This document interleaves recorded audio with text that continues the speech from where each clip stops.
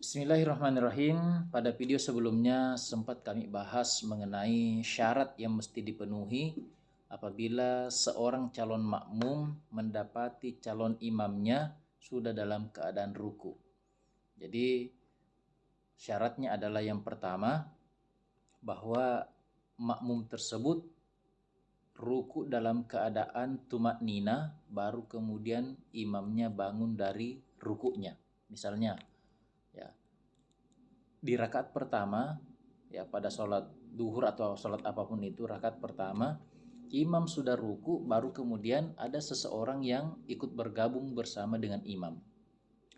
Apabila makmum ini sempat merasakan tumak nina saat dia ruku, baru kemudian imam bangun dari rukunya, maka dia tidak mesti masbuk, artinya tidak mesti menambah satu rakaat setelah imam beri salam, karena rakaat yang pertama yang dia dapati itu dianggap atau dihitung satu rakaat.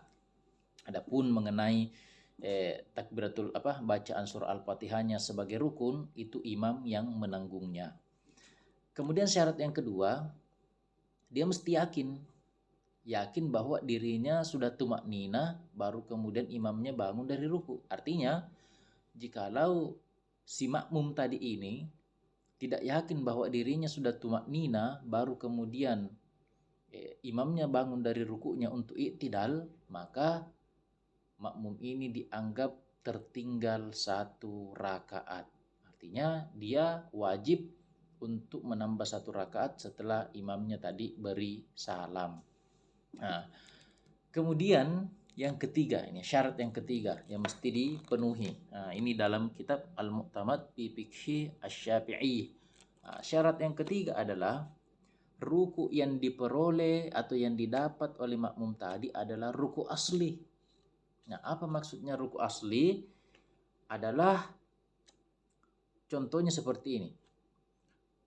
Ketika imam sedang dalam keadaan ruku, tiba-tiba dia berhadas. Berarti imam ini tadi batal sholatnya, batal juga rukunya.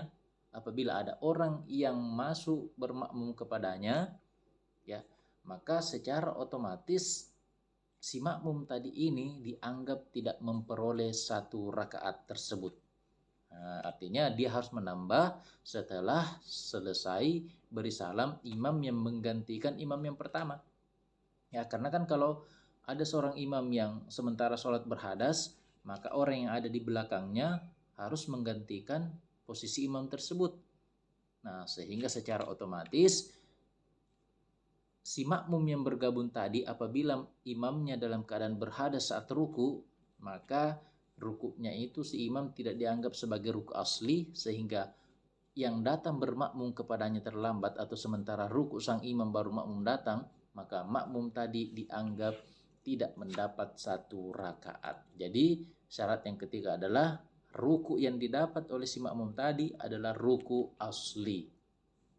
Atau seperti contoh yang lain, seperti apa? Si imam ini lupa bahwa sholatnya lebih dari 4 rakaat misalnya.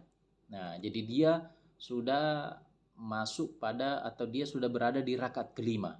Nah, jadi terlupa ya, dia sudah berada di rakaat kelima, maka rukuknya ini di rakaat yang kelima juga tidak disebut sebagai ruku asli, sehingga bagi si makmum dia tidak dianggap mendapati satu rakaat tadi itu. Artinya dia mesti mengganti satu rakaat.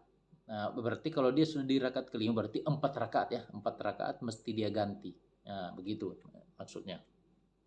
Atau yang ketiga, contoh yang ketiga, ada imam. Nah, ketika imam ini ruku, ternyata dia lupa baca zikir. Nah, lupa baca subhana rabbiyal azimi wa bihamdihi. Bangun dari rukunya, sementara i'tidal, dia ingat belum pak pale baca zikir, akhirnya dia ruku kembali.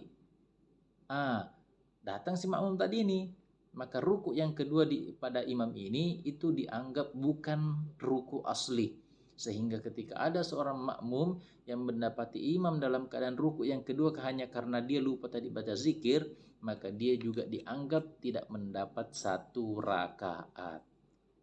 Meski demikian, Nah, meski demikian ya, catatannya di sini Prof. Dr. Muhammad Az-Zuhaili, makmum tersebut sekalipun dia tahu bahwa dirinya sudah tidak mendapat satu rakaat dari imam yang dia ikuti, diwajibkan baginya mengikuti imamnya pada gerakan sholat yang dia dapatkan, sekalipun makmum tadi tidak mendapatkan satu rakaat.